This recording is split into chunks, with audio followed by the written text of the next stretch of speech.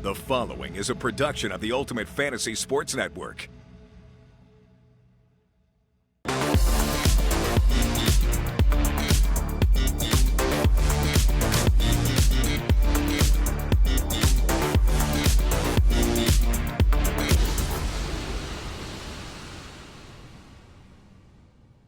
Well, hello everybody. Happy New Year and welcome to this special UFHL Now Year in Review show. Larry Fisher, UFHL Insider, joining me. And Larry, we say goodbye to 2021 and say hello and look ahead to 2022. I have no idea how we're going to fit a whole year into 60 minutes, but we will give it our best try. How are you doing on this New Year's Eve?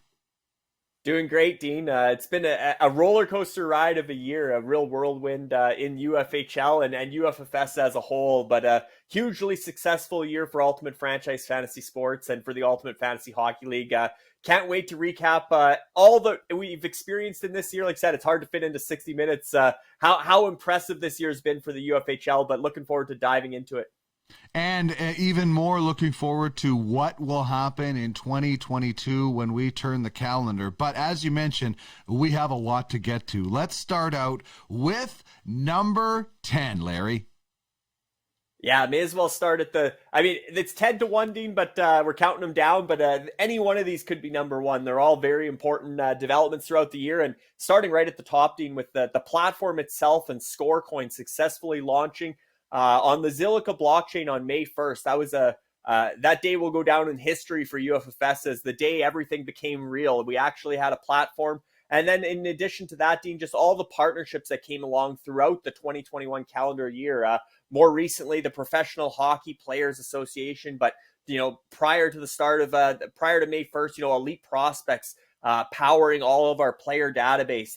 That's an amazing partnership we have with Elite Prospects. We have Instat as obviously the title sponsor for UFHL Now, and they've been really helpful with a lot of partnership stuff. Fanalytica with Rob Love, Puckpedia with Hart Levine, and certainly Maplewood Hockey, Dean, as our official uniform supplier for all the UFHL and even the UFWJ and all the hockey leagues' official jerseys. So a ton of great partnerships and just a massive year for the official platform launch on May 1st.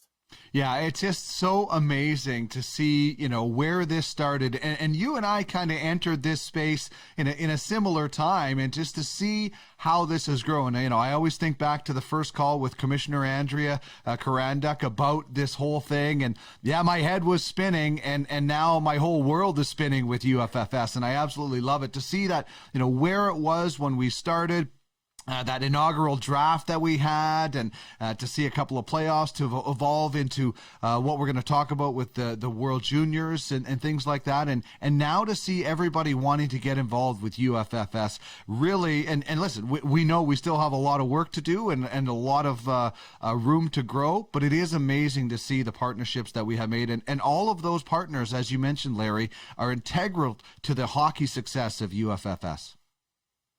Absolutely, Dean. And again, the year-over-year growth, you look back to where we were in December, end of last year, and you look, we'll talk franchise sales in a bit, but you look at franchise valuations, you look at, partnerships and just how far we've come in a calendar year. And like I said, then you look ahead to 2022, and can you imagine where we'll be at this time next year if we have a similar successful year, which obviously we're anticipating and really looking forward to 2022. But the platform and partnerships that came from 2021 is a real banner year for UFFS. Yeah, exactly. And, I love the work that Andrea has done on all of the jerseys, including the UFWJ. And I can't wait to see some Maplewood hockey jerseys on people that I'm going to hand them out to in the near future. So that is really, really exciting. All right, Larry, let's fire up story number 9. Yeah, Dean, the expansion franchise auction. Now, this was, we talked about where we were last year to where we are now. 2 franchises sold right around Christmas last year, Dean. The Godfathers and the Generals joined the UFHL. The Tornadoes joined earlier in December of last year. They were all in that $2,000 to $2,500 sale range. And then came the expansion franchise auction. And we started, the minimum bid was $1,500, Dean, because that was the average of the previous 10 franchise sales in the UFHL. And coming into the final day of the franchise auction, it had been running for a month and a half or so. We know we were at that 1,500, and then I think right at the wire when it was the deadline, or the scheduled deadline, we were at about 3,500, and then the bidding war started, and it took us all the way to 10,000 USD, Dean, our first 5-figure sale in the UFHL. The winning bid from Darwin Osman, Drew McDonald, and the Bartlett Group. That all went down on March 1st, which was another very historic day for UFHL. Again, that first 5-figure sale that really showed people are willing to invest significant capital into professional fantasy sports, that people value a professional fantasy sports franchise at the $10,000 mark. And obviously it's only gone up from there. But Brendan Kopp as well, Dean, he was a rival bidder into that $1,500, $3,000 range. Unfortunately got priced out as the bidding continued up to 10,000, but connected with the winning bidders and managed to become a minority owner, as well as the general manager for the expansion franchise in the UFHL, but really just raised the bar on franchise valuations from 2,500 in December all the way up to 10,000 in March of 2021. Yeah, that was such an exciting show to be a part of, and I still think maybe the people that missed out on it, every time they hear a cash register, they might get frustrated because it was going off so much, that sound effect. But and also a really good thing to point out for anybody in any future auctions, that just because you miss out on buying that franchise doesn't mean you can't, get in on it. We saw that in one of the World Junior auctions where, two bidders ended up coming together, and that often happens, is you might miss out on a franchise owning it outright, but maybe you can get in some other way, and very smartly on the ownership group of the Bentley Jacks to make that decision. But that was thrilling, and it also proves that most of the bidding doesn't happen until it comes down to the wire and overtime, as I guess we could say. Yeah, exactly. There's always that bidding war into overtime in the hockey side, or extra innings, as you experienced on the UFLB baseball franchise auction, which is always suspenseful when that clock starts counting down, because some bidders show up last minute. They know the end time, and they know they're going to be a bidder, so they come in over the top, as we say, at the end. So the franchise auctions are always a lot of fun, and there's more of those to come in 2022 as well. Yeah, and who knows what else happens with any kind of expansion. It's something for people that are eyeing up other leagues to certainly watch out for. But that was such a huge turning point for me, in my opinion, for us, in my opinion, as a league, that people were like, wow, this is really interesting. Considering some of those franchises in the initial stages went for $100 to $400, the 5-figure sale for me, and while it may not be the 7-figure sales that some other projects were talking about, for me that was a massive flag in the ground for UFFS and fantasy, that somebody was willing, or a group was willing, to pay 5 figures for a fantasy franchise. I really think that was kind of like planting our flag in the fantasy world. It was, for sure, Dean, and a proud moment for the founders too, to see that vision. And again, we hadn't even had on March 1st, we didn't have an official platform. We were still running everything from spreadsheet and from a vision, right? And using a third-party gameplay provider, and everything we're selling the vision still at this point. And then May 1st comes the platform. But to get that 5-figure sale before the platform was even unveiled was incredibly impressive and rewarding for everybody involved with UFFS.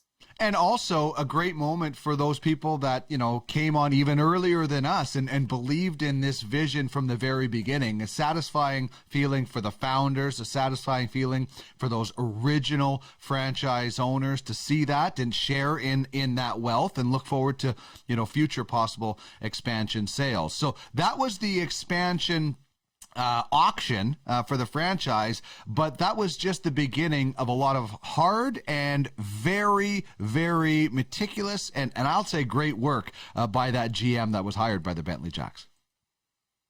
Yeah, Dean, the Bentley Jacks officially born through the expansion draft. And you said this is when a lot of people really started looking at the UFS platform as, wow, this is realistic. This is the real deal. When what other fantasy league in the world had an expansion franchise auction, an expansion draft, and especially mirroring Seattle every step of the way, the exact same rules for the expansion draft, some revenue sharing amongst the existing franchises in the UFHL. They all got their piece of the pie, just like the NHL franchise owners did. And then really when it came down to it, when it was time for the the expansion draft live show, just the amount of suspense and the amount of interest and just the excitement around that event, Dean, and the fact that, you know, the night before the Seattle Kraken did their expansion draft, and it wasn't that exciting. And, you know, Ron Francis didn't make a single trade. There wasn't a lot of big news coming out of that expansion draft. It was a bit of a flop, and in my opinion, or fell short of expectations, especially with the bar that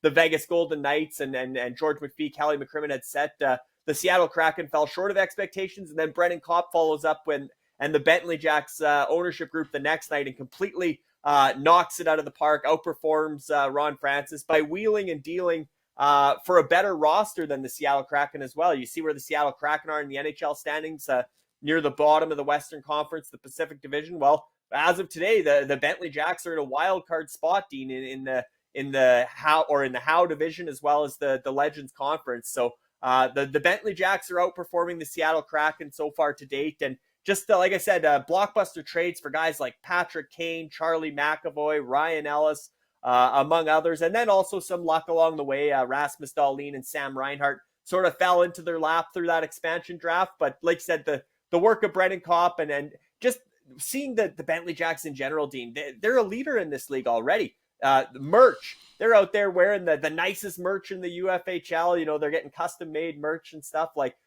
you know, the guys, Darwin Osman and Drew Bartlett or Drew McDonald, sorry, you know, they're at an Oiler game rocking the Bentley Jacks merch and apparel. I mean, it's great to see. And we're really, really happy with the group that bought the Bentley Jacks and the performance they've done both through the expansion draft and now into the season. Well, they were progressive. They were the first UFFS franchise to have a deal with a luggage company because so many guys spent 5 minutes or less within their organization. I mean, that was the kind of the running joke on the auction or the expansion draft show that we did, is there were so many moves. And I mean, this is not like a, you know, A connects to B connects to C. This is a lot of confusion. I always think of it's the Always Sunny in Philadelphia gift that's out there with all the stuff out there. I mean, Brennan, he was a master of all of this. And Ron Francis had an entire team. I don't think Brennan had the resources available to Ron Francis, and he was spectacular with it. And the other thing that I really love, he kept it quiet. And everybody kept it quiet because that made that expansion show that much more intriguing. Not that the crack, they could have leaked everything and it wouldn't have mattered because there wasn't anything happen. But I think really everybody got it, that this is a big moment for this league. And it was, I think, executed perfectly by the Bentley Jacks and everybody else involved. Just an unbelievable job by Brendan Kopp again, Dean.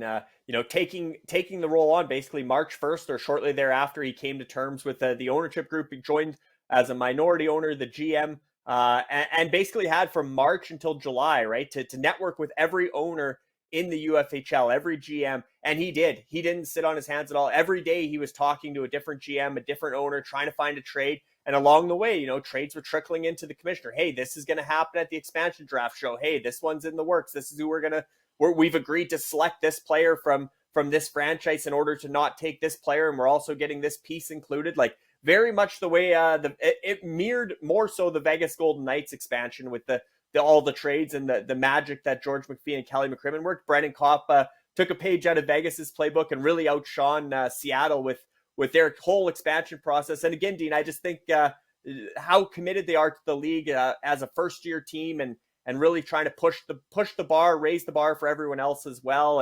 And I think there's more to come from the Bentley Jacks in 2022, so definitely stay tuned, Dean. But what I would say too, Dean, is you know, one of our other GMs on Telegram said, you know, I went to a minor hockey tournament a couple weeks ago. I looked over and some guy's wearing a Bentley Jacks jacket. So I had to go over there and introduce myself and meet him. Like, how crazy is that, right? So just their brand recognition in their first year for their cool logos and Bentley, you know, as the lumberjack on the front and the razor blade, saw blade. It's just the whole thing, the whole expansion process, the branding, everything. And that brand recognition, to see how far they've come since March 1st is incredible. Yeah, branding in this league is second to none. I absolutely love it. And they were busy. 22 total trades.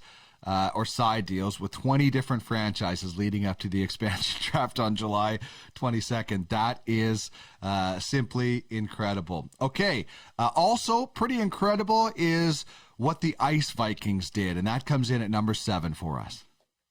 Yeah, Dean, the Founders Trophy regular season champions. So they won the regular season to claim the Founders Trophy, overtaking Red Army in a dramatic second half surge following the trade deadline.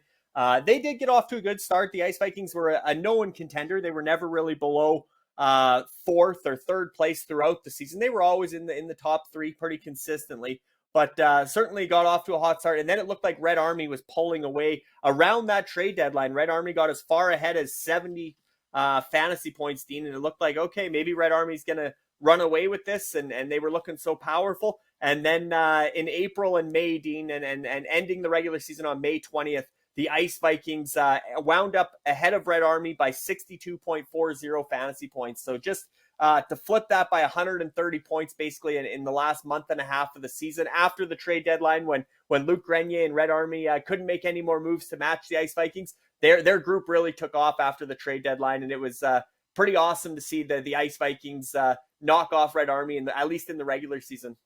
Well, I will tell you, I was one of those people that I thought it was done. I thought Red Army had it. I said on this show, maybe that's why I'm being replaced, because I made too many predictions that didn't come true. But I was one of those people that thought that Red Army has this. And the way the Ice Vikings did this, I think, was so impressive, is they looked at, whether it was games coming up as far as games played that they would have, stats that they needed. They took a strategic approach, put together their roster, and it worked. It worked perfectly for them in the regular season. Just a masterful job by both Jeff Brown and Brian Smith, franchise co-owners from Newfoundland, Canada. So shout out to them again for becoming the second Founders Trophy winner in UFHL history, after the Monarchs won the initial, the Grizzlies won the initial Founders Trophy in that shortened, very short 2020 season that was shut down due to COVID. The Grizzlies were the inaugural Founders Trophy winner. The Ice Vikings get the second Founders Trophy, which was the first sort of real season in the UFHL, because rather than only 2 months of gameplay, it did have the full 54 game NHL schedule season. So great successful season by the Ice Vikings, led by, like I said, guys like Brady Tkachuk, Evander Kane, Mika Zibanejad, Joe Pavelski, Ryan Strome, a guy like Tom Wilson, Dean, as you mentioned, just really built for the scoring system with lots of bangers and crashers, and they hit all the fantasy categories. And one guy, they made a big trade last year, Dean, was John Gibson for Semyon Varlamov, and Varlamov was super hot down the stretch for them. He was a big reason that they did overtake the Red Army, was that they were getting better goaltending from Semyon Varlamov. Now, not so much this year, Dean. You look to this season, the Ice Vikings are back in the top 10 as of last night. They are 10th place, so they're still a contender. They could still make a charge. This year, we're not even halfway through the season at New Year's. But obviously, Evander Kane is now MIA. He's been playing in the AHL and has issues with San Jose. Semyon Varlamov, Dean, was hurt and struggling through most of the first portion of this season, but he's been good lately. He's back-to-back wins with really good numbers. They traded away a guy like Chris Kreider, Oliver Bjorkstrand, Jake Muzzin. They had to release Jamie Oleksiak to free agency. So the salary cap did catch up to the Ice Vikings a little bit. They needed cap room with guys like Brady Tkachuk, Mika Zibanejad, and Joel Eriksson Ek got a bit of a surprising big contract, bigger than some people expected. So again, they had to move out some bodies because this is a realistic professional league that mirrors the NHL salary cap, and so you got to adjust to whatever contracts are coming down in the real world. But they've done a good job, Dean, to make those adjustments and still be in the top 10, trying to defend their title as the regular season champions in the UFHL. Yeah, I would not count them or their fans, who I've dubbed the White Walkers because they have such an awesome logo. I would not count them out, but it does happen.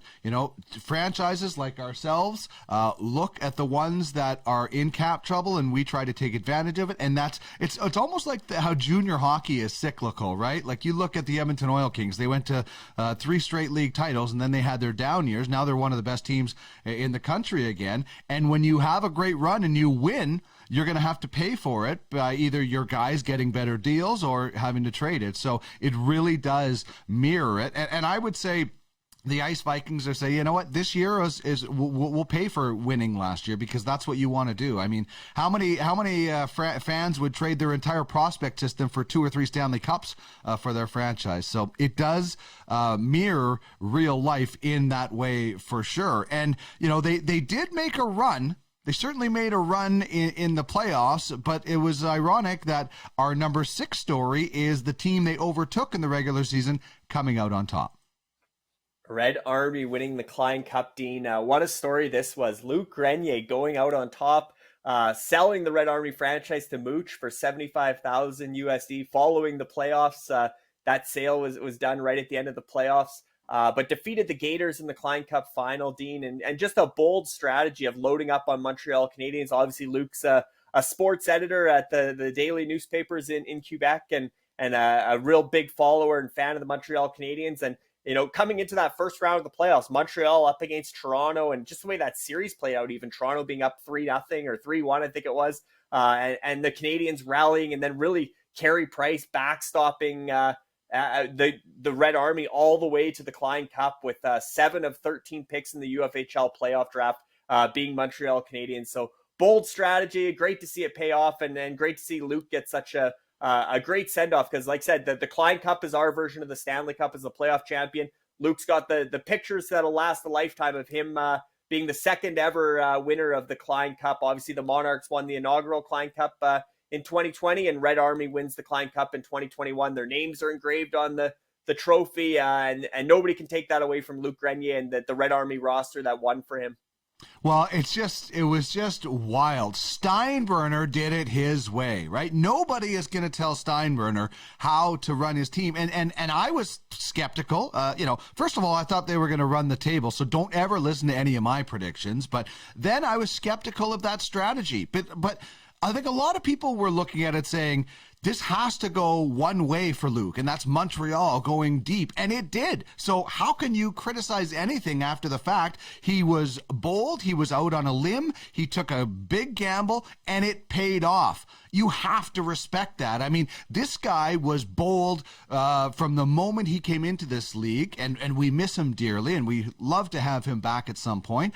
But he put his money where his mouth was, or his mouth where his money was, whatever the case may be, and it worked out for him. Like, it was impressive, and just as impressive as what the Ice Vikings did to overtake him was amazingly.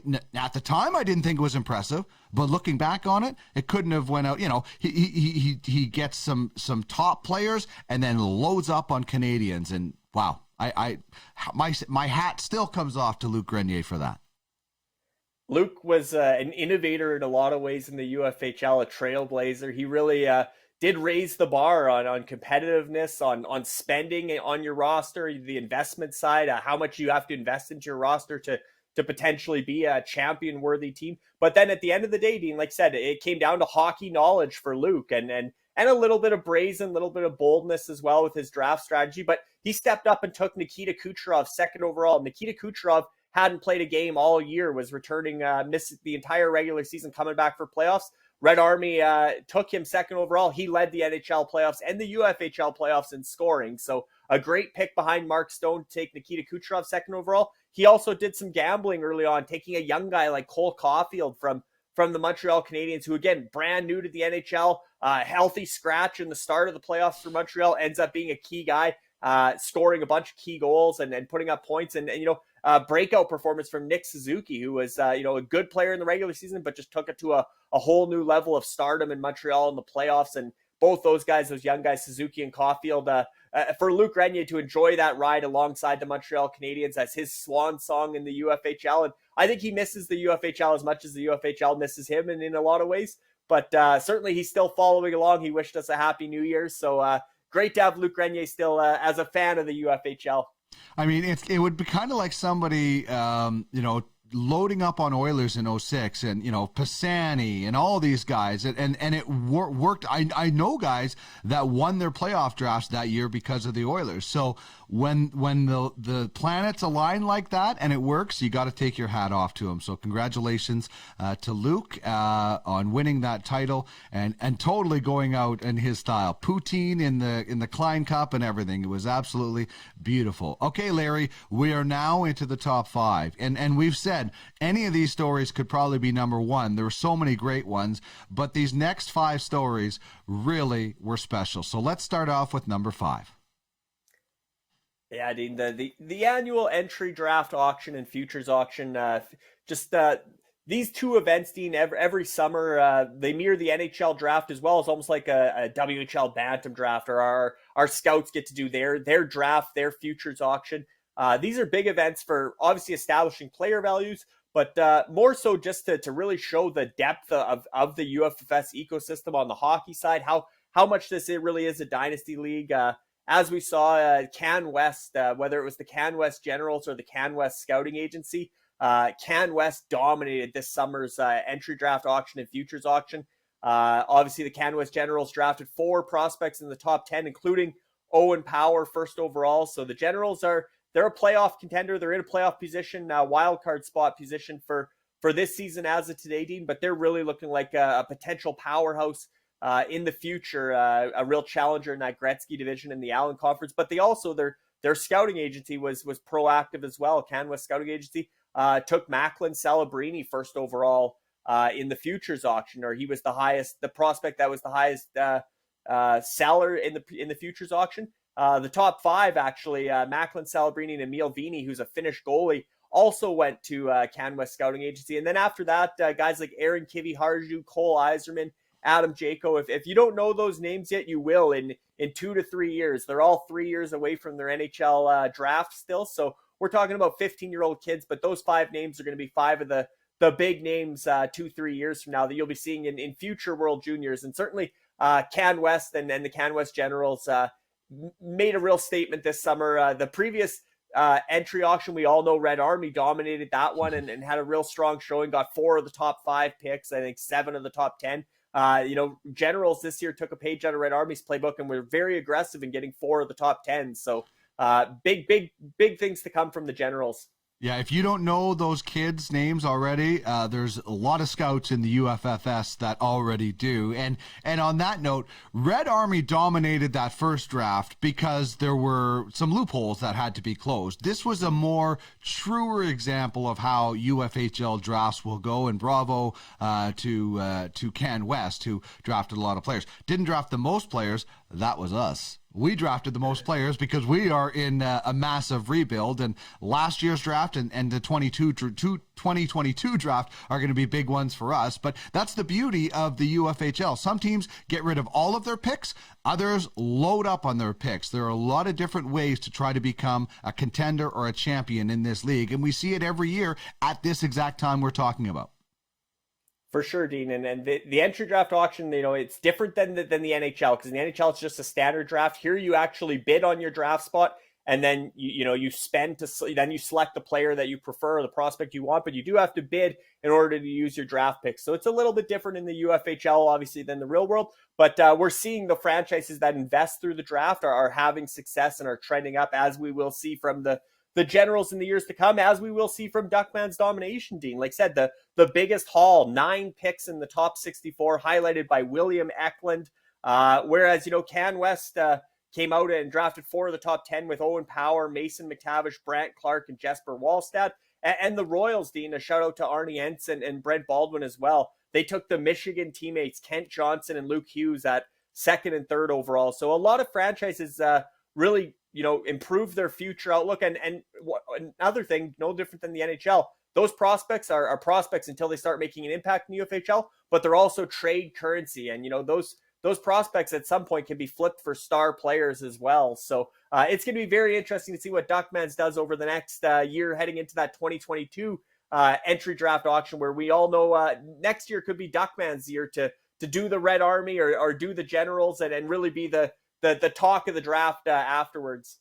Well, we do currently have 2 picks in the top 5, so I don't think it's I don't think anybody involved in our league should be at all surprised by any kind of our strategy, or especially if our affiliation to high level scouting. We're not trying to hide the fact that we will be trying to take Shane Wright. But listen, I don't have this weekly show anymore to divulge all my strategies. There will be a decision for us to make. I mean, I don't own the scouting agency. Trish, my wife, does. So if she sees that Shane Wright, the price is astronomical, she might say, this is our line, we're selling him, and we're not going to take them. So for anybody that just wants to bid it up against us, there will be a line we won't go past, and we'll take the profit, and then we can take that profit and still get some studs inside that 2 to 6 range. So I love the options that we certainly have, and that everybody has as they try to build their franchise, and then the franchises that sell their picks and recoup that in other assets. And the other thing is, while these guys are prospects, there are ways that you can make revenue from them. In the case of our next story that we're going to talk about, we started the Ultimate Fantasy World Juniors, and there were franchises that would have been rewarded for their prospects' performance in that tournament. Franchises and scouts too, Dean. It was going to be a great opportunity. The World Juniors, Ultimate Fantasy World Juniors, the world's first ever Dynasty League for the World Juniors, and so disappointing, Dean, that it got shut down by COVID. Because it was off to a great start through 3 days, through 9 games. Everybody that was involved was loving the gameplay and glued to their television and the box scores for every game. Even when Austria was going to play Switzerland, that was going to be a huge game because somebody was getting points. Every single player in the World Juniors had value on the 25-man rosters for 10 countries, as well as that dynasty element with the 5-man protected list. But just a ton of fun with Ultimate Fantasy World Juniors, and a real shame it had to come to an early end, but we are hopeful that we're keeping our fingers crossed into 2022 that maybe, just maybe, there's a way that this World Juniors tournament will continue both for the real world as well as UFWJ. I mean, this was next level. We were sitting in Boxing Day, and Craig Button came up with the great idea to make my father our honorary captain for East End, along with Ian Constable and Craig Button. That was the ownership group that we had. And so it was great. I made my dad a little card, gave it to him at Christmas as an honorary captain. But every time there was a goal scored, he was asking me, is that our guy? Is that our guy? Is that our guy? And he was getting into it. So it does give you, we were watching Austria and cheering for the goaltender, Sebastian Renaissance, because he would get us points. I don't know when I would ever have that much interest in Austria getting lit up by Finland, but it gave such a new level to watching that tournament where everyone is a player, which is kind of our motto here at UFFS, is if you're in a league, you're going to be in our league. Everyone is a player. And, I love that Craig Button got involved. I love that Elite Prospects asked their Twitter followers for some help. It was just amazing. This is going to get bigger and better, and I really hope that we get to maybe revisit this in the summer. Yeah, we only had 3 days to gauge how it went, Dean, but I think it's safe to say it was a huge success. And just the reaction from all the owners that were obviously bummed out that it was canceled, but some of the comments that came in, even a guy like Nelson Martins, who we mentioned earlier, UCAN Republic was a co-ownership group between two bidders. The Gumpa group with Nelson Martins and Paul and Rob Conte, they would have been on the outside looking in at UFWJ, but they managed to join forces with Joseph Perez and create UCAN Republic as their country. And Nelson said, this was amazing, watching every game, every play, every shots on goal, time on ice, saves, every little thing had an impact. And then really, he was a bit skeptical as to how UFWJ would work, especially because it wasn't the gameplay engine. We were going to run it manually, and there's only 2 weeks of gameplay every year. And there was some skepticism, and maybe they were going to sit it out and not they backed out of the bidding. Maybe they weren't going to follow through with it. But then once they got involved, and anybody who got involved, Dean, the praise was nonstop as to how much fun everybody was having. And again, like I said, even though it was only 3 days, only 9 games worth of standings, I think it's safe to say that UFWJ was a huge success in its inaugural season. Yeah, and we'll see where it goes in 2022, whether we're talking about it in the summer or again next December. But man, it brought a whole new level to it. I was really, really impressed with the work that yourself and Andrea and Nathan put in to make that happen. And we are starting to get to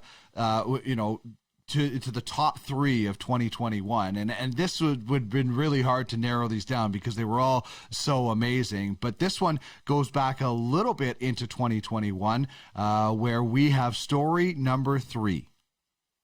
Ryan Malone, former NHLer, former Olympian, joining UFFS, Dean, first as an ambassador, then as the digital athlete NFT for the Legends League. And within a matter of a week, he's also a franchise owner. He comes on UFHL now and talks about it. And we sort of explain how the league works and how realistic it is. And like you said, every single player has value. That's if they're relevant in the NHL, they're relevant in the UFHL, and their full cap hit counts and everything works. You're basically a training, you are an NHL GM or you're running an NHL franchise, all the different revenue streams, the branding. He listened and he took it all in, and then boom, all of a sudden he's a franchise owner, purchases the Dynasty franchise in July for $75,000 USD, and actually hired Mark Yates and Ed Palumbo, formerly of Instat. Mark and Ed were the team running in Instat in North America, the hockey side. So they've been a great addition to the Dynasty franchise. They're having a ton of fun with it, as is Ryan, sort of overseeing as president of hockey ops, but he's been a big fan of Dynasty and influential in a lot of the moves they've made.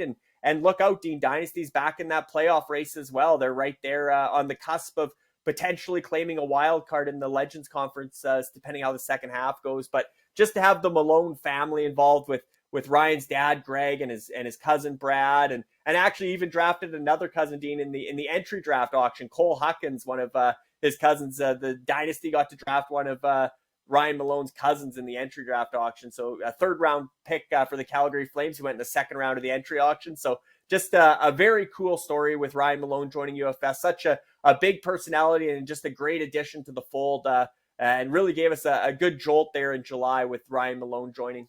And keeping it in the family is what they do, because so Ryan drafts his cousin Cole. Well, his dad, Greg, drafted Ryan when he was in the NHL, as he was involved in the scouting side with the Pittsburgh Penguins. So it really does keep it in the family. And all 3 of them joining the fold as digital athlete NFTs as well.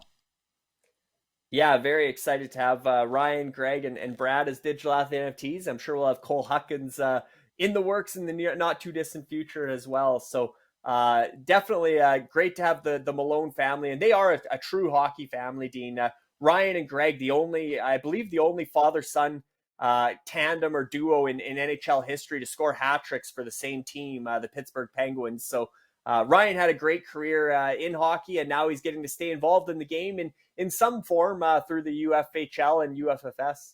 I love the fact that he also immediately started acquiring guys he played with. Steven Stamkos, you're on Dynasty. Here's a Dynasty hat for you. Like reaching out. One of the few, not the only, but one of the few owners and GMs that can reach out to real world players. And I say not the only one because more are starting to come on board. But that is a unique aspect for Dynasty as well, is that he's literally played with the guys that are now on the team he owns.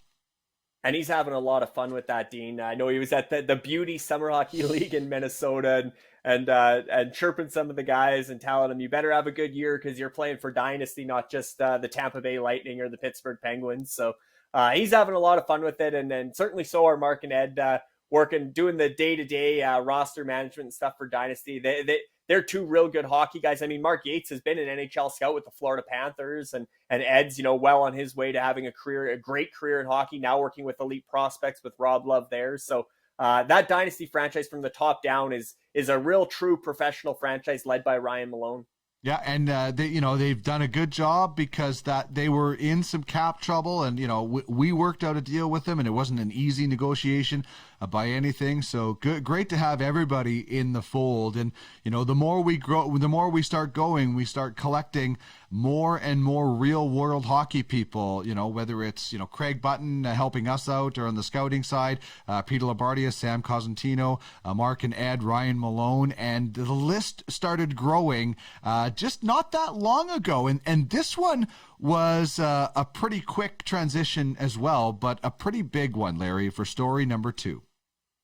It was, and a former teammate of Ryan Malone, no less, right. Corey Conoccur. Corey Conoccur and his family, headed up by his dad, Dave, purchased the Gators franchise for a record-setting $80,000 USD. So they upstaged Ryan Malone. Now the Conoccur family has the record over the Malone family for highest valued franchise in the UFHL. Corey's father, Dave, along with his brother Shane, who also played in the AHL and ECHL, their sister Jacqueline, who played Canadian University women's hockey. And she's actually married to Dean, the new GM, Ryan Schmelzer, who that name should be familiar. He's the captain of the Utica Comets in the American Hockey League. So great to have a current AHL captain as a UFHL GM. And Ryan Schmelzer's officially taken the reins of the Gators franchise in recent weeks. So he's having a lot of fun with the UFHL as well. But just great to have the Conoccurs as well as Ryan in the fold. And really, they took over a top 10 franchise, and they're on their way up. They're in ninth place in the standings and closing in on 8th place, starring guys like Nathan McKinnon and Claude Giroux and Tyson Barrie and Jacob Markstrom. So the Gators are going to be a franchise to look out for in the future, and the entire Conoccur family is having a lot of fun in their first month in the UFHL. I mean, there are just so many layers to this that I absolutely love. First of all, they were really wanting to get in. I mean, they heard about us and it caught their eye, and it's a family event. We talked about the Malone family. This is a massive family event for them to really be a part of. Secondly, their GM is an active player in the AHL. I absolutely love that. Corey had an opportunity to play in the Spengler this year. Unfortunately, that didn't work out. So more active people getting involved with UFFS and the UFHL, and active people that said, this is cool, we want in. Totally, and hopeful for Corey that perhaps he's on the radar for Hockey Canada's men's Olympic team now. If they still send a men's team to the Olympics, I think Corey's going to be a candidate there. Again, he would have been on the roster for the Spengler Cup, but just great to have them involved. And they are following the UFHL on a day-to-day basis. And Corey, not that long removed from the NHL either. And Ryan, one night he's line mates with Alexander Holtz and Nolan Foote or whoever, right? I mean, he's right there playing with and against all the first round picks, and Ryan's having a good season himself. I seen he scored a goal again the other night and was second star of the game. So just great to have more people from the real hockey world coming into our professional fantasy sports world. Yeah, and I love the fact that, Ryan is into this. I mean, the other day he's on the bus. He's putting up pictures in our Telegram chat about different guys, and they're really excited. And who knows, the way things are going, we may see these guys, in NHL uniforms. They're looking for healthy bodies right now in the NHL with everything going on, so you just never know.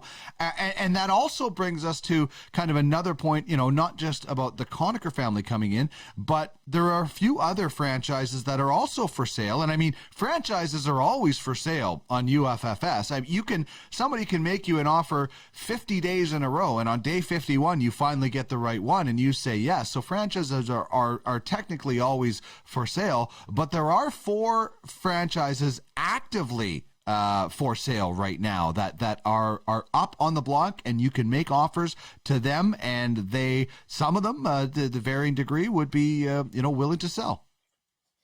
I think especially, Dean, I think the 3 franchises that stand out that are currently entertaining offers, seriously looking at if that same price came, that $80,000 USD, the 3 franchises that I think would sell are likely the Blizzard with Showtime, the Monarchs with Joe Bowman and George Batchel. I think they're interested, and the Mystics with Colin Mills. I think those are the 3 franchises that are definitely interested in pursuing a mid-season sale. The 4th franchise that could potentially be listening to offers anyway would be the Tornadoes. And I know Rob Love's very invested in UFFS and would likely want to stay involved with the gameplay side, but there is a small potential that Rob Love would certainly like to connect with some of the owners. Like, you look at other leagues in the UFS, Marty St. Louis owns a football franchise. Well, if Marty St. Louis wants a hockey franchise, there's a great potential to have a working relationship and a partnership there with somebody like Rob Love from Elite Prospects with the Tornadoes. So looking for the right owner potentially, but I think Tornadoes are certainly looking to bring on it, if not sell the franchise, perhaps expand the ownership group and bring on some more star power in an ownership role. Well, it's a huge opportunity for anybody who wants to get into professional fantasy sports, and you might have missed out on the early boat that was leaving, but there's another one coming along the way that you can get involved in. And man, this is only getting better. Exciting times ahead, especially as we unveil our number one story from 2021. And Larry, it was pretty hard to beat this one. Yeah, it never been done before, right? Hockey's first active digital athlete NFTs. Ethan Bear, Braden Schneider, Nolan Allen, three really talented defensemen on the rise in the hockey world. But for them to be able to join UFFS and actually benefit and generate revenue from fantasy gameplay. So their real world stats will be rewarded through payouts from the Ultimate Fantasy Hockey League. Never been done before. Also, Dean, just the UFHL being featured on TSN, this was teased by Chris Johnston on Insider Trading, the announcement of Ethan Bear, Braden Schneider, and Nolan Allen. And again, looking ahead to the 2022, Dean, with some free NFT giveaways. You've recently seen the football starter packs or starter series as well. Those are coming as well with the Ethan Bear, Braden Schneider, Nolan Allen, as well as Ryan Malone. And we can't forget Dave the Hammer Schultz, who is another one of our legends, obviously the NHL single season penalty minutes leader. So Dave the Hammer Schultz will have some good value in the Legends League as well. But there's going to be some exciting NFT opportunities with those athletes heading into the new year. Yeah, this is a day we were all waiting for, and you go back to our number 10 story in the platform launching, and what a day that was for the founders. There's all these milestones that we see this platform hitting throughout this year, but getting these active players and getting that relationship, and great work. Thanks to Jason Davidson of Thunder Creek Professional Player Management, George Batchel, who is in charge of NFTs, and Hart Levine from Puckpedia. And that's another thing. We've gone 10-1, and we've listed some incredible partnerships that we have made that have helped us get to where we are and where we're going. And it just amazes me, from where we started to where we are and what we're going to be. But this was a massive, massive turning point for us in the fact that all of a sudden, thousands, massive amounts of eyes started looking at us, and different people started reaching out when this announcement went out, whether it was a bunch of players that we couldn't keep up with the amount of emails or some big agencies. It was really neat to see the eyes towards us after this. The hockey side of UFFS business has been booming ever since the first active digital athlete NFTs joined the platform. Corey Conoccur, Dean, within days of the TSN Insider Trading segment about the Ultimate Fantasy Hockey, that's, I believe, how the Conoccur family got tipped off to the UFHL and how they reached out expressing interest in potentially buying a franchise. I'm sure Corey had seen mentions because Ryan Malone tweets a lot about the UFHL. I'm sure he was aware of it, but once it's on TSN in Canada, that's big news. And certainly you're right. A lot of eyes, a lot of agencies, a lot of players reaching out directly. So again, heading into 2022, it's going to be a whirlwind on the hockey side as far as players and partnerships going forward. Yeah, it is going to be absolutely outstanding. Really excited about the things that are going on that we don't know yet about or haven't been able to announce, but there's some really, really awesome stuff. So what a year it was. Let's just take a quick breath and look back at all the great things. Platforms and partnerships. We had the expansion franchise auction, and then the Bentley Jacks are born at story number 8. The Ice Vikings lifting the Founders Trophy. Red Army then wins the Klein Cup after the Ice Vikings stole that trophy from underneath their nose. The entry draft and futures auction, big money and building spent there by the franchises. and then the UFWJ or UFWJ Dynasty League. For the short time that we had it, it was glorious. I hope we have it in the summer, but I can't wait till next year. Story number 3, Ryan Malone purchases the Dynasty franchise. At number 2, a record-setting $80,000 USD sale for the Conoccur family, buying up the Gators. And number 1, like going top shelf, hockey's first active digital athlete NFTs. I should say going top shelf and then the goalie making a great save, because you and I are both goalies, but we'll go with top shelf to get those first active players in the fold. I mean, just looking back at that list, Larry, I'm tired because it was such a busy and great year. And the amount of things we had to trim off that list to narrow it down just to get it to 10. I mean, it's been a very busy but very successful year, as we mentioned, and all the stars are aligning for an even better or equally good, exciting 2022. But yeah, you look at that list, Dean, and it's very impressive what we've accomplished. Thanks to our partnerships, thanks to the players coming on board, thanks to the early adopters, the believers in UFFS who've put in the blood, sweat, and tears to manage their lineups, get their Twitter accounts going. Who thought you'd be running a Twitter account daily for your fantasy franchise? That wasn't even a thing a couple of years ago. Everybody's put in the time and the effort as a collective team. And that's one thing we always say, Dean, is here at UFFS, you guys are competing and all the franchises are trying to win the Founders Trophy and the Klein Cup. But at the end of the day, everybody's pulling on that same rope, trying to generate new revenue, trying to, grow this league and grow those franchise valuations and grow the value of Scorecoin as high as it possibly can, to the moon, as they say in the crypto world.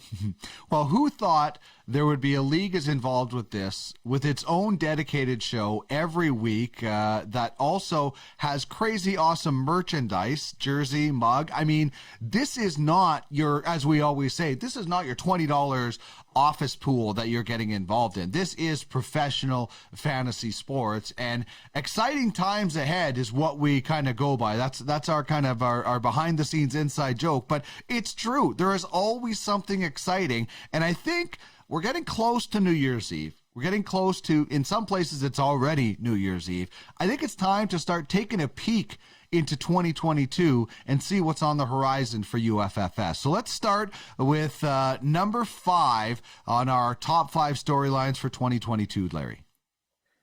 Yeah, Dean, welcoming more athletes to the UFFS team. There's a ton lining up to get involved as digital athlete NFTs and joining the team. Some are even interested in being ambassadors and taking on bigger roles. Some are interested in franchise ownership or partial franchise ownership. But certainly the influx of athletes that, it was 2 for a while, then it was 5. Now, it could be 50. It could be who knows how many by the end of 2022. They're lining up. So welcoming a lot of new athletes to the team is going to be a huge story in the early portion of 2022 and hopefully throughout the year with more and more athletes joining the UFFS team. Well, and that's the thing, UFFS isn't just about the top tier league in whatever sport you have, whether it's, the NHL, we want to have the UFAHL, whether it's Major League Baseball, we want to have minor league baseball, whatever it might be, we want to make everybody a player. So that was the cool thing about the announcement from the PHPA, is that just all these guys from the hockey world started wanting to get involved. And they're not all NHL superstars, but they see the potential, and I think we're going to see that in a lot of other sports as well. The number 4 story is one that's really exciting for me because I love international hockey, and I love the pace of the women's game, and I love that we're looking into both of those. We are, Dean. And again, unfortunately, UFWJ was cut short. That was sort of the official debut of Ultimate Fantasy International Hockey. And now all the question marks around the Olympics. We had considered doing or announced that we were planning to do the Olympics. Obviously, that's unfortunately being put on hold a little bit now with the uncertainty. But nonetheless, just the fact we have Ultimate Fantasy International Hockey, we're going to be basing Dynasty leagues around international events, around the U18 men's tournaments, around, the Olympics, the annual World Championships, and both men's and women's, getting women's hockey, fantasy hockey for the women and potential revenue through fantasy hockey for female athletes. We think we can do a lot to help grow the women's game and get exposure through fantasy hockey. So that's certainly in the works. Would include everything that, as the men did with a futures auction for top prospects and drafting out full rosters. And ideally that would have been for the Olympics, but perhaps if that's not a go, perhaps it'll be for the World Championships, because obviously we know Canada and USA is the big rivalry in women's hockey, but certainly we're going to draft out some women's hockey and get that going hopefully in 2022 as well.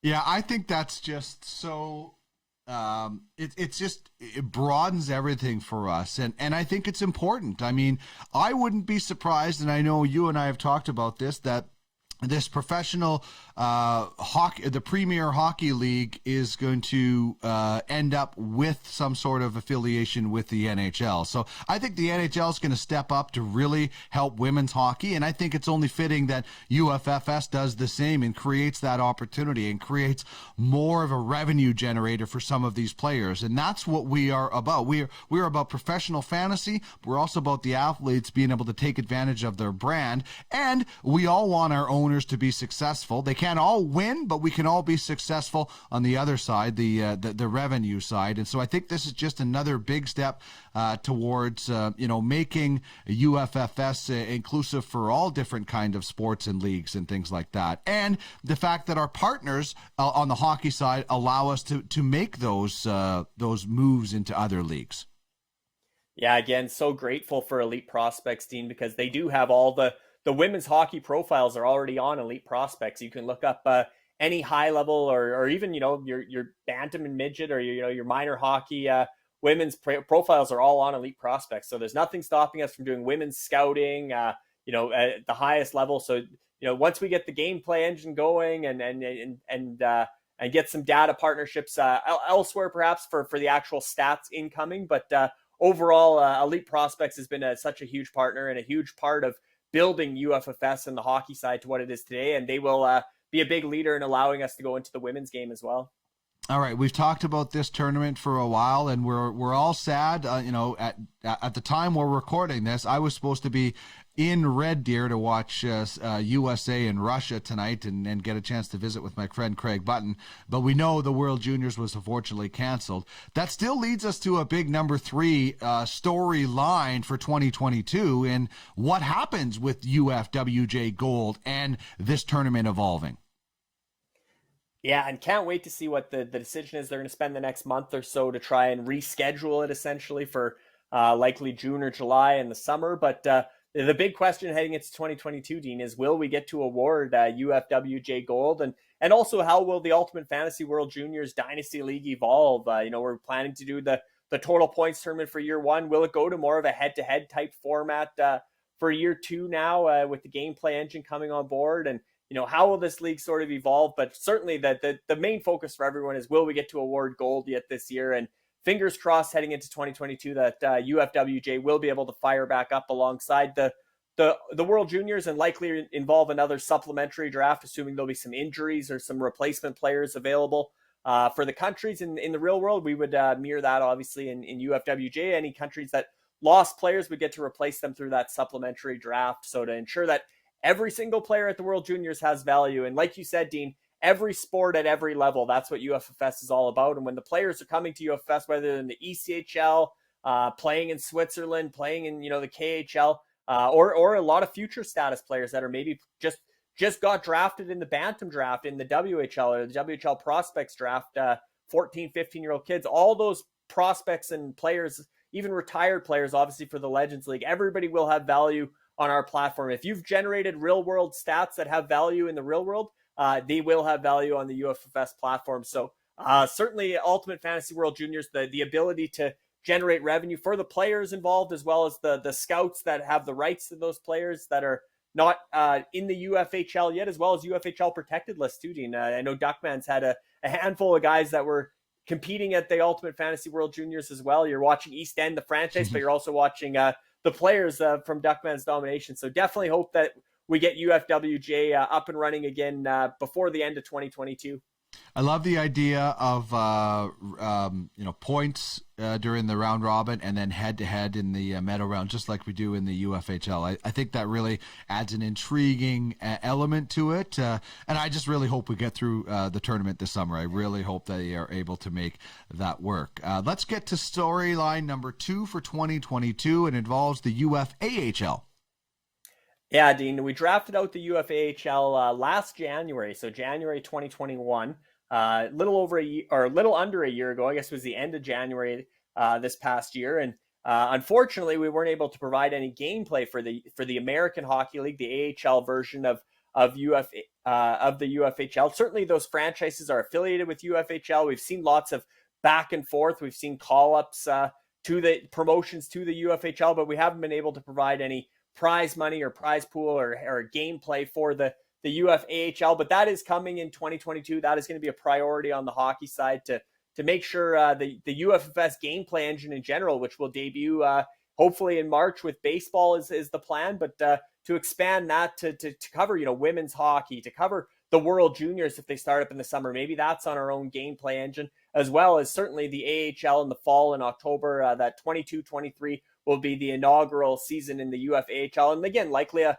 supplementary draft there, Dean, because from January 2021 to October 2022, there is a lot of player turnover in the AHL. So those rosters will have to be supplemented as well. But very exciting to get the UFAHL off the ground and actually have that minor league system, AHL to NHL mirroring transactions in UFFS. Okay, and that brings us to the number one story. We're certainly excited about the debut of the Mighty Mallards in the UFAHL, but this is the story that everybody's going to want to watch. I don't see who's going to win the first overall pick on this, so it must be more exciting to win the Founders Trophy and the Klein Cup and who prevails in the playoff races. For teams that aren't in the playoff races, like Duckmans, we look forward to our players being drafted by these teams and hopefully getting some income, but there is something for everybody to be watching down the stretch, whether you're going for the first overall pick or the Founders Trophy. And what a stretch run it's going to be, Dean, for that Founders Trophy. You look at the current standings in the UFHL through last night, Dean, on New Year's Eve, to start the morning of New Year's Eve. Titans and Royals essentially tied atop the UFHL's overall standings through Thursday. The Royals, Dean, actually went ahead by 0.04 fantasy points. So less than a tenth of a fantasy point separating them there to the hundreds of the fantasy points. But Titans and Royals essentially deadlocked atop the UFHL overall standings. Grizzlies, Rock Republic, Yetis rounding out the top five.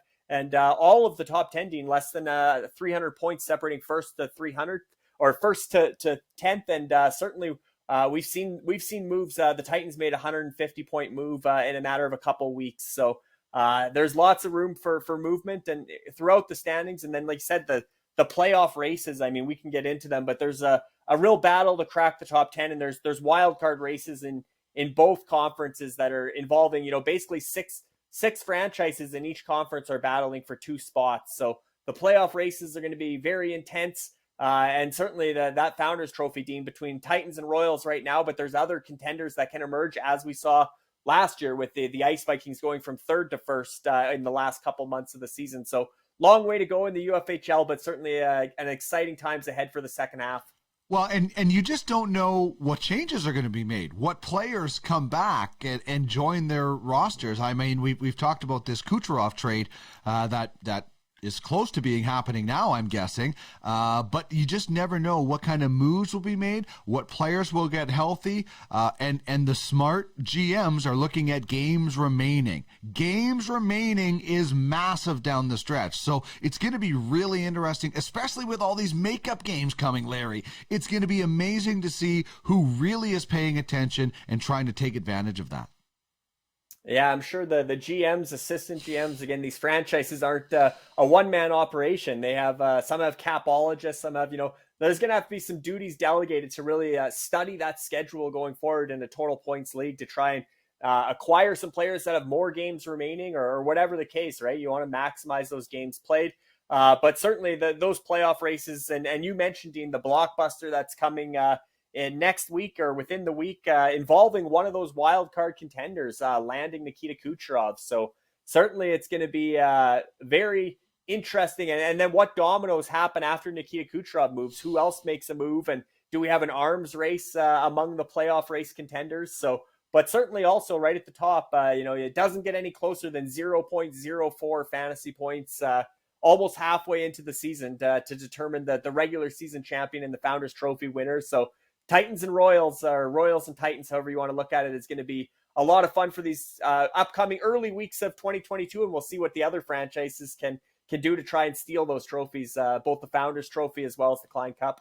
Yeah, we'll see if it is indeed a two-franchise race or if anybody else does join the fold, and I'm sure there will be. I wouldn't be counting the Grizzlies out just yet either. They've missed a bunch of games with their superstars, and the Devils and Oilers, as we're recording this, are 5-5 in overtime, so I'm sure the Grizzlies are racking up a bunch of points in that game. But, man, there's just something to be excited about the whole time. Unfortunately, we didn't keep it under 60 minutes, and I said if we didn't keep it under 60 minutes, I would quit, that this would be my last show. So I have to follow through with that. And of course, kidding, Kyle is going to do a tremendous job. You and him taking the reins in January, a week from today for Kyle's debut. But it has been an absolute pleasure to get this show off the ground. I'm going to miss my little pulpit that I was giving advice, but I'm sure the owners won't miss me every week telling them to think for the good of the league. I'll still do it in Telegram, but you can mute me on there. So I'm sure they'll appreciate a different voice and me not preaching at them to think for the better of the league. But this has been so much fun to do this show. I was in broadcasting, for mainstream broadcasting, for 22 years, and I think I've had a lot more fun doing this fantasy show with this league. So thanks for allowing me to bring you on every week, Larry, and enjoy the show as it moves forward with Kyle. For sure, Dean. It's been a ton of fun, and when you said we went into overtime here, we didn't keep it to 6 minutes. I thought you were giving me a penalty shot. I thought New Year's Eve. I thought you had some sort of shot lined up there, and I was going to say it's too early in the day. But a ton of fun overall, Dean. It's been a blast. Again, just for you to think of the idea to get a podcast going that covers a fantasy league every week. Bringing you all the headlines, all the storylines to come. The insider. It's got everything on this show, and certainly Kyle Hall's going to do a great job hosting going forward as well. But just great working with you, and a great vision to make the UFHL now and really showcase this league for what it is, the world's best fantasy league here in the ultimate fantasy hockey league. Well, I have to give a lot of credit to Darren Bates as well, because he's the man behind UFSN and kind of making sure he's steering us. But he did give us a lot of rope with this show for us to be able to have some fun. And Hughes just scored for New Jersey, so I know one person that's going to be really happy with that overtime game winner. But all right, Happy New Year, everybody. All the best in 2022 from myself and Larry and everybody at UFFS and the UFHL. It's going to be a blast. I'm glad you're all with us. I can't wait for exciting times ahead. And with that, I will sign off for the final time for UFHL now. For Larry Fisher, I'm Dean Millard. Happy New Year, everybody.